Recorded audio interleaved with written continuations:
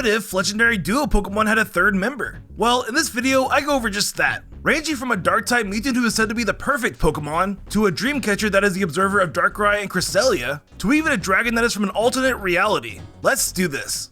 Alright, let's start with the Mew duo, and here's what we know about these two legendary Pokemon. Starting with Mew, it is based on the concept of mutation, which is why it's known as the ancestor of all Pokemon. And as the theory goes, it is thought that all Pokemon on Earth started as Mew, and then eventually adapted to their environments undergoing mutation, becoming brand new Pokemon. For Mewtwo, it is based on a mutant, an organism that has undergone mutation with its DNA being altered. And in this case, the alteration was due to human intervention by the villainous team, Team Rocket. And the purpose of Mewtwo was to make it the ultimate Pokemon, one that could be controlled and win any battle. But as we all know, that didn't go according to plan, because Mewtwo became self-aware, escaped, and then was captured by a 10-year-old that became a champion, leaving Team Rocket with an ultimate fail. So with all of this in mind, if the Mew duo gained a third member, I think naturally the third Pokemon would be Mew3. And here's how I think it would all play out. As we know, in Pokemon Ultra Sun and Moon, a new antagonist team known as Team Rainbow Rocket threatened the entire Pokemon universe. And this team is composed of the best versions of each antagonist team of the Team Flare, with each member having been successful in their villainous plans. So what if Team Rainbow Rocket decided again to create the ultimate Pokemon, and Giovanni decides to create an even stronger Pokemon than Mewtwo, an improved version, one that he can actually control?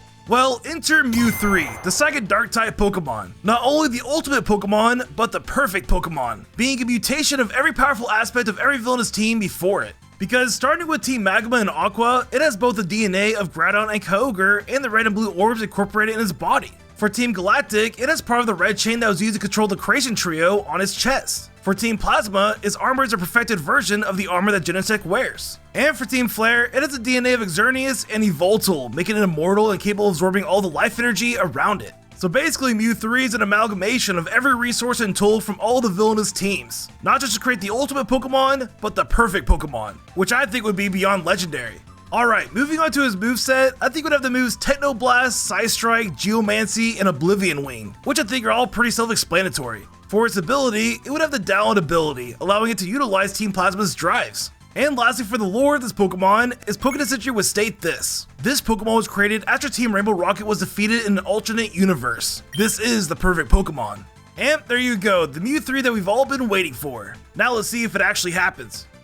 And before we continue, this video is sponsored by Marvel Strike Force. Yo, Farstix XD here, your friendly Galar from Kepler 6, now turned superhero. Marvel Strike Force is the game that you've been waiting for your entire Gobglargan life. Oh, your favorite superhero is Spider-Man? Well, you can play as him in this game. Your favorite villain is Thanos? You can play as him too. You can power them up, complete missions, and unlock awesome gear to take down threats like Doctor Doom and Apocalypse and save the entire universe. Oh, that sounds really cool. And it looks like you can recruit members from all across the multiverse, like Iron Man, Wolverine, and Venom, because I know you're both symbiotes, right? And speaking of symbiotes, both Venom and Carnage are being released this month to pair with Silver Surfer and Ghost Rider to maximize their synergy. And Venom has told me that he's pretty good at PvP, so you should definitely get him by downloading the game using the link down below in the description or this QR code right here. And if you're a new player, you can unlock up to 17 new characters within your first 30 days, including heroes like Spider-Man, Deadpool, Thor, Captain America, and much more. And for a limited time, you can get Echo as a free character too, so it's a pretty good deal. So download the game, unlock characters and costumes from Marvel movies, TV shows, and comics, and have fun.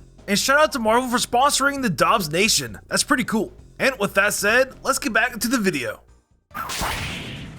Next up, we have the Tower Duo. Here's what we know about these two legendary Pokemon. And let me just preface, it's not a lot. Starting with Ho-oh, it is known as the Guardian of the Sky, and also the Trio Master of the legendary beasts. It is known to perch on the Bell Tower, a building that is said to be where Pokemon awaken. And according to his dex entry, it is said that Ho-oh will reveal itself before a pure-hearted trainer, just like how it revealed itself to Ash in the first episode of the anime. For Lugia, it is known as the Guardian of the Sea and the Trio Master of the legendary birds. It is also known to perch on the Brass Tower before it burnt down, a building that is said to be where Pokemon rest. And lastly, according to his dex entry, it is said that Lugia will appear on the night of a 40-day storm, and has the power to calm the seas at will. And that's basically it. I could maybe throw in that Ho-oh is based on a Chinese phoenix and Lugia on Ryujin, a Japanese dragon god, but other than that, that's basically all we know about the legendary Tower Duo. So, with a little lore in mind, if the Tower Duo get a third member, I think it would be Bruzaya, the ground flying type Pokemon. And here's why. If you didn't know, there was a third tower built in Goldenrod City, but was torn down in order to build the newly added radio tower. So what if this third tower was the original tower that Bruzaya perched on, with it being called the Tin Tower, since that was the name of the Bell Tower before it was retconned in the remakes. And since the Bell Tower represents where Pokemon awaken and the Brass Tower where Pokemon rest, what if the Tin Tower symbolizes where Pokemon are most active, which can manifest in Bruzaya as the most active legendary in this trio, where it could be the messenger between Ho-Oh in the skies and Lugia in the seas, while Bruzaya itself becomes the protector of the lands, completing the sky, land, and sea trifecta. And as for its design, if you notice, its wings looks like mountains, with its head being the sun peeking through the mountains, which I thought was a nice touch by the artist. And of course we chose a bronze color because gold, silver, and bronze. So maybe in a different timeline, Bruzaya could be the box legend of Pokemon Bronze. Alright, moving on to his moveset, I think we'd have the moves Steel Wing, Sandstorm, Extrasensory, and its signature move Crushing Mantle, which would essentially be an earthquake that can flinch. For its ability, it would have the usual pressure ability, with its hidden ability being Sturdy, which I think makes it a pretty powerful Pokemon. And as for the lore of this Pokemon, its Pokédex entry would state this: Bruzaya is as ancient as the Johto region itself. It is known for its powerful earthquakes. And that's it. And if you're wondering, its name Bruzaya comes from the Greek goddess of Earth, Gaia, which I think sounds very legendary-like. Next, we have the Eon Duo, and here's what we know about these two legendary Pokemon. And let me just preface again, it's not much. When it comes to their in-game lore, all we know about Latios and Latias is their dex entries. Starting with Latios, it is said that this Pokemon is highly intelligent, it can understand human speech, and can fly faster than a jet plane. For Latias, it is said that this Pokemon is highly sensitive to the emotions of people. It can also understand human speech, it can alter its appearance by refracting light, and that they travel in small herds. And as for their anime lore, it just simply confirms that there are more than one Latios and Latias, which was already said in Latios' Pokédex entry. And I'm talking about the daddy Latios who sacrificed himself to save Altair and become the new Soul Dew and all that. So with this lore in mind, if the Eon Duo get a third member, I think it would be Latias, the baby dragon type Pokemon, where its gender determines whether it evolves to Latios or Latias. And yes, I made it a baby because I thought if I just simply made another Lati, it would just be a copy of another Latios and Latias that's a different color, with the same lore and all that. So I thought this would be the most unique method to the third legendary for this duo. And as you can see, Latias is based on a toy airplane, since of course its evolutions are based on powerful jet planes, so I thought it was only fitting. And as for how it evolves, I think it would simply evolve through friendship at level 30, since that is the lowest level that you encounter Latios and Latias. Alright, moving on to his moveset, I think we'd have the moves Dragon Breath, Confusion, Charm, and Helping Hand. I chose Dragon Breath because it is a basic dragon type move that I could totally see a baby dragon doing. Confusion because it's still trying to figure out its psychic powers, so it is quite confused. And lastly, Charm because what baby Pokemon is it going to charm you? They are all very cute. For its ability, it would simply have the Levitate ability, just like all of the Eon Legends do. And lastly, for the lore of this Pokemon, I think its Pokédex entry would state this: the baby dragon Pokemon, its psychic powers haven't fully developed yet. And yeah, there you go, a very simple third legendary for the Eon Duo. I hope you guys like it. Next we have the Lunar Duo. Here's what we know about these two legendary Pokemon. And again, it's not a lot, but the concept we came up with is pretty dang awesome. When it comes to Darkrai and Cresselia, what we know is that they represent the phases of the moon. For Darkrai, it represents the new moon. Since it's known as a pitch black Pokemon, it resembles a shadow and is said to be active during the nights of a new moon. For Cresselia, it represents the waning and waxing crescent, since it literally says in its dex entry that it's based on the crescent moon, and that it has crescents all over its body. Along with that, we also know that Darkrai and Cresselia are counterparts when it comes to people's dreams. Darkrai is known to inflict horrific nightmares, while Cresselia has the power to dispel these nightmares, as well as producing happy dreams for those holding on to his lunar wing. And that's about it. That's all we know about the Lunar Duo, even including the anime. So, with this lore in mind, if the Lunar Duo get a third member, I think the Pokemon would be Webikeshi, the pure bug-type spider Pokemon. And here's why. To start, Webikeshi is based on a dreamcatcher. And if you didn't know, dreamcatchers were originally made by Native Americans, and were named Asabgashin in the native language Ojibwe. And interestingly, the word Asabgashin also means spider in Ojibwe, which we didn't even know until after we established Webikeshi being a dreamcatcher spider, which just made this concept even more awesome. And what's even more interesting is that the word Webang means moon in Ojibwe, which kind of sounds like the word web, which is why we named this Pokemon Webikeshi, a combination of these two Ojibwe words. For its design, I absolutely love how the artist made his body the entire dreamcatcher, with his web being the interlockings of what's inside. And the reason why it has two different eye colors is because it's based on the half moon, which is half dark and half light. So Webikeshi can be more of a neutral observer of one's dreams, thereby keeping Darkrai and Cresselia in balance. Alright, moving on to his moveset, I think we'd have the moves Sticky Web, Nightshade, Leash Life, and its signature move, Lucid Beam, that deals damage while causing drowsiness, and even deals double damage when a Pokemon is asleep. For its ability, it would have the Dreamcatcher ability, where all entry hazards cause Pokemon to fall asleep. And to make this ability not broken, when they do fall asleep, the entry hazards disappear, because otherwise it would be pretty insane. And lastly, for the lore of this Pokemon, its Pokédex would state this. Webikeshi is the most active on nights with a half moon. People in the center region believe that the webs it weaves bring good fortune. And yeah, there you go. That is my second favorite concept in this video. And to my surprise, my favorite one is actually the next one. So let's continue.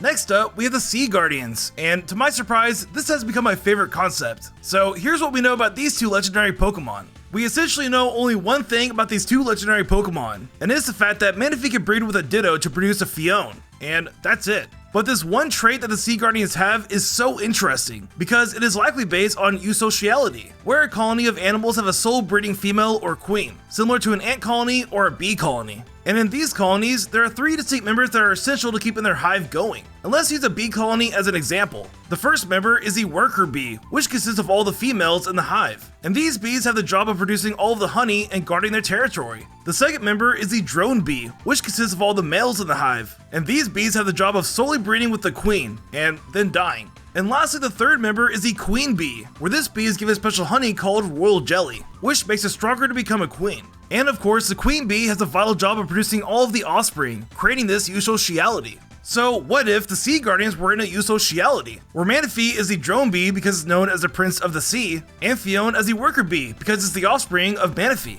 Which leaves us with one member missing, the queen. And with that said, meet Rafine, the queen of the sea, who is responsible for producing all of the offspring in this Pokemon eusociality. So we have Manaphy as a drone guardian, Phione as a worker guardian, and Rafine as a queen guardian. And I absolutely love it.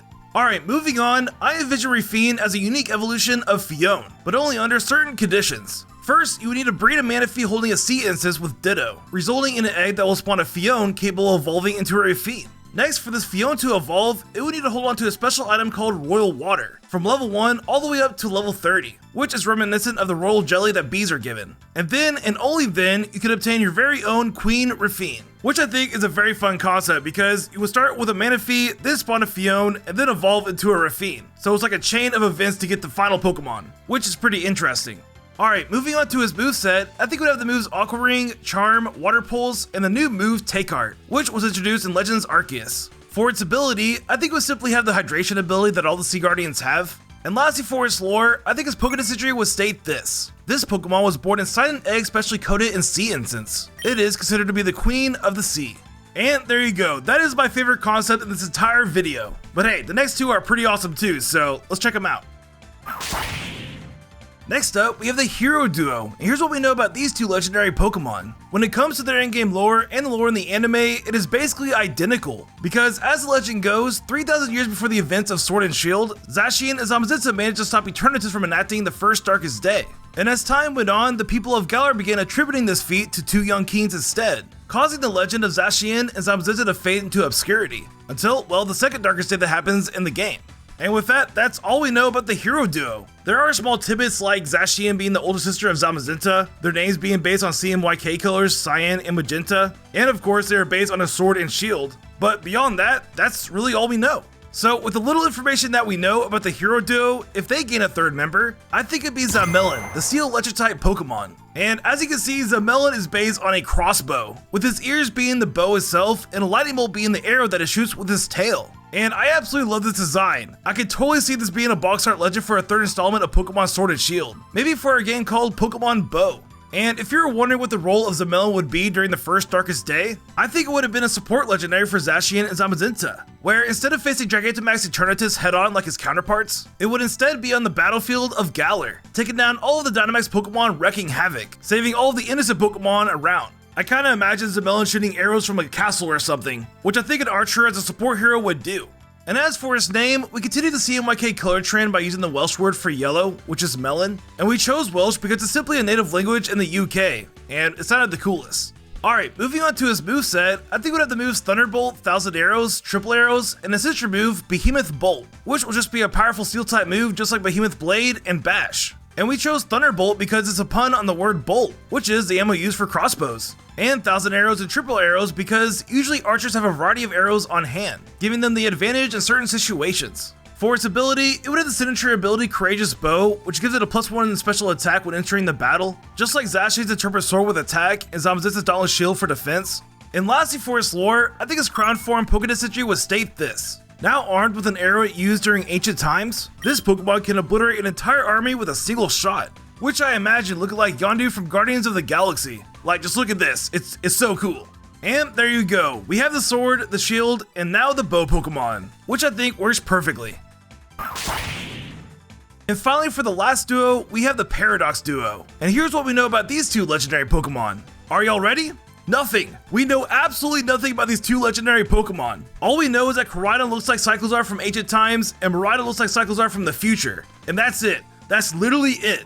So, with nothing to go by, if the Paradox duo gain a third member, I think it would be Genzaidon, the Dark Dragon-type Pokemon. Where's the Pokemon that looks like Cyclizar from an alternate dimension? And let me explain. Since the passive feature is more of a duo concept and the present is already taken by Cyclizar, we thought an alternate dimension would be the best option and pretty much the only option for a third legendary Pokemon. And so for the lore behind Genzaidon is that it comes from a dimension where Paldea is overrun by Paradox Pokemon, meaning that Sada and Turo were successful in their devious plans, which caused the environment to turn extremely hostile. So Genzaidon's from a world where it's eat or be eaten, and that's where its dark typing comes from. And as you can see from its design, it has scars all over his body, representing the hundreds of battles it had to win to stay alive, which becomes a testament to his legendary status. Moving on to his name, if you didn't know, the Korai and Koraidon translates to ancient in Japanese, while the Mirai and Miraidon translates to future. So following this pattern, we decided to go with the Japanese word for present, which is Genzai, leading to his name Genzaidon, which I think is honestly awesome perfectly. I love it.